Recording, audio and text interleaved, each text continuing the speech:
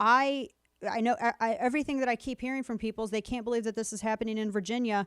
They also thought it couldn't happen in Colorado, and people say it can't happen in Texas, but people need to be plugged in. Thank you so much for joining us, and totally correct me if I did not say your last name correctly. Oh, no, it's Nick Freitas, so my drill sergeant taught me to respond to anything remotely close, so you're doing great. We played this video of you, was it yesterday or the day before? Yesterday. Yeah. We played this video of you where you were really grilling some of your colleagues there in the House in Virginia on one of many bills that have been going through, but particularly as it related to the magazine capacity and the semi-automatic rifles.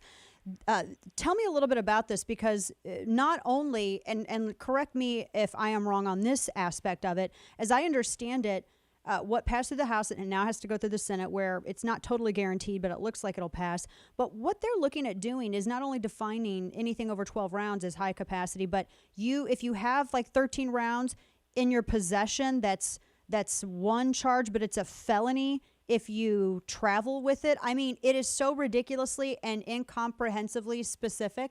Tell me about this, because this could be crazier than California. Oh, no, I think it is. And if you can believe it, this bill, after amended, is actually slightly less worse than how it was originally submitted. But no, the situation that we're going into right now, if this actually gets signed into law by the governor, and I tried to bring this up on the floor, it's like if I own a couple of pistols, well, then I'm probably going to have, 2 magazines per pistol, right. Standard magazine for your 9mm, 15 round magazines. That doesn't mean I get one Class 1 misdemeanor. No, that means I get 4 Class 1 misdemeanors. So theoretically, I could get put in jail for 4 years because I had 4 15-round magazines on January 1st, 2021. And they put a bunch of other stuff in there that was just absolutely ridiculous. Things like they've redefined what an assault rifle is, so that if you have a pistol grip or if you have a forward grip, that's now an assault rifle. Right. And trying to get them to explain what exactly makes that assaulty about a rifle. Yeah, exactly. They don't have an answer for it. And Dana, what this comes down to is in 2018, I gave a floor speech about guns, and I essentially said one of the reasons why we can't have an honest discussion about this is because none of us believe you're being honest when you tell us all you want is a couple of minor changes. You'll always be back for more because you've convinced yourself that the way that we deal with violent people is not to address behavior of violent people, it's to disarm law-abiding citizens. And the moment they took control, despite telling Virginians, and I would send this message out to the entire country, Democrats in Virginia did not run on gun confiscation. But as soon as they took power, that's immediately what they went for. Interesting. Oh, no, they did not run on gun confiscation. They did not. They said, we just want some common. Nobody wants to take your guns, is what they said over and over and over again. And then the moment they took power, some of the first bills that they dropped had to do with widespread gun confiscation. Wow. And as I understand it, the Michael Bloomberg and his groups were quite active throwing money around to some of these other delegates to ensure that this passed. Yeah, they were not only going after the House of Delegates races and the Senate races, and they were actually coming in and helping, primary some Democrats in order to get them online with some of the more egregious anti-Second Amendment legislation. But they were also going after Commonwealth attorneys and sheriffs as well. So I will give them this much. They certainly understand that if they want to not only come and take your guns, but they actually want to carry through with the implementation of these policies, that they can't just have the legislature. They have to go after your local sheriffs, your local Commonwealth attorneys, which is the equivalent to district attorneys in other states.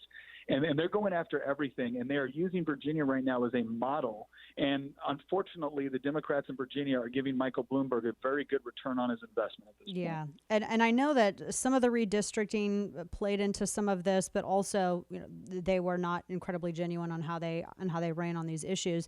But there are I know there are a lot of Second Amendment sanctuaries that over 100 so far that have popped up in Virginia, and there were some counties, as I understood it, that were looking to West Virginia even as a possibility, maybe to annex them to get them away from some of this. Well, the governor, and this is something that I pointed out to my Democrat colleagues, is just because you make something legal doesn't mean you make it just. And they have this attitude where once they've passed the law, that people should just automatically respond to it the way that they intend. And I had a lot of my Democrat colleagues get mad at me when I pointed out to them that, you know what, I would have thought the civil rights movement would have taught the Democratic Party that just because you make something a law doesn't mean it's just. Yes, that's true. And when you make an unjust law, you can expect people to resist that law. And going in and telling tens of thousands of law-abiding Virginians, peaceful Virginians, that we're going to come in and we're not only going to confiscate your property, but we're actually going to infringe on an essential civil liberty because we want to and because we have the authority to do it, is absolutely ridiculous. And they don't get to tell us it's about safety when at the same time they're trying to make it harder for us to own a firearm.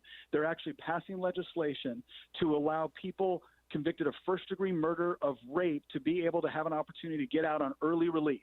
Oh, they did that gosh. this session at the same time that they're trying to take away our firearms.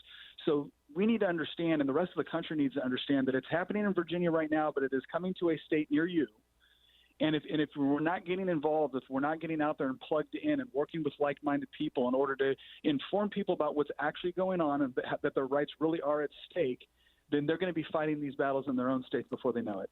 We are talking to Nick Freitas, who's a member of Virginia's House delegate there in Virginia. And he's also a candidate in the congressional district, 7th district there. As I understand it, this is going to pass the Senate. It passes the Senate. So at what point do all of these innocent people in Virginia suddenly become felons overnight because they have all of this? These law-abiding people have legally owned inanimate objects that have never been used in any kind of criminal activity.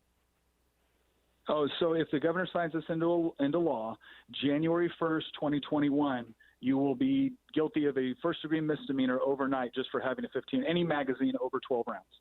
Wow. And it's funny because when I asked him about confiscation, he goes, "There's nothing in this bill that talks about confiscation." And I said, "Oh, well, that's really cute. So you're not going to come to my house and actually confiscate my property, but if I don't turn it into you, then I'm a class 1. I'm a criminal." Right. And, wow. and again, these are some of the things that they're trying to get. These are some of the things that they're trying to slide through so they can say, well, technically it's not confiscation. No, you made me confiscate my own property, right? Or else you throw me in jail. And I'm curious as to how much taxpayer dollars are actually going to be used to go and round up innocent people. I mean, I know at one point there was discussion from the governor out there that, well, maybe we'll bring in the National Guard to deal with some of this because I don't know how they're going to actually enforce it unless they do start. Well, No, and they can't. They don't have the resources to do it. And you saw with the 2A, the local 2A sanctuary movement all across Virginia. My sheriff is Scott Jenkins out of Culpeper, who's an outstanding sheriff. Mm-hmm. He's standing up against this. But when you look at this too, just from at the same time, the Democrats are, again, trying to let people out of jail who have actually committed violent offenses. At the same time that they're talking about mass incarceration and what a blight it is on society, they want to criminalize otherwise peaceful people. They want to reallocate law enforcement resources away from making your community safer in order to harass gun owners. Yeah. So, again, this is not about safety. This is about control. And not only do you have that issue, as you mentioned, with some of these violent offenders, but now apparently, and I read this last night, the national popular vote passed in the Virginia House. So you also have this issue. I mean, they're just going whole hog at this, way faster than California or even New Jersey ever did. Yeah.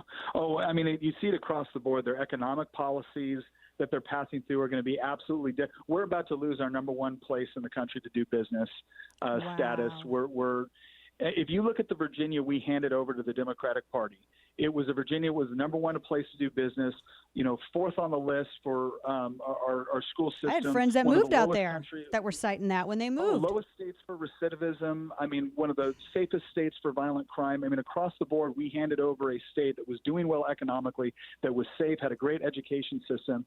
And they're not just going after the Second Amendment. They're going after property rights. They're going after free markets.